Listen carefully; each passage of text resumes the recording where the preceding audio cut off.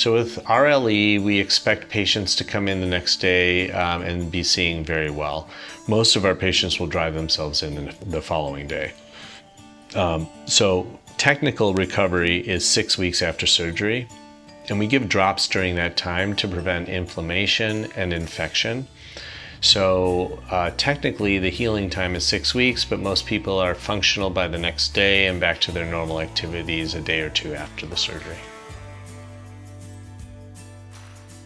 Yeah, so for RLE, the recommendation is to go back to your normal activities and to avoid super heavy lifting.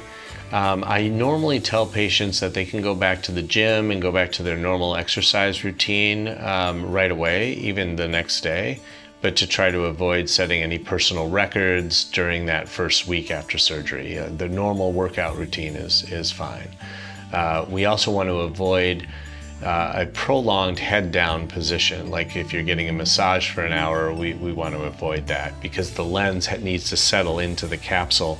So if your head is down, there's a chance that that lens could move forward if you're head down for a long time.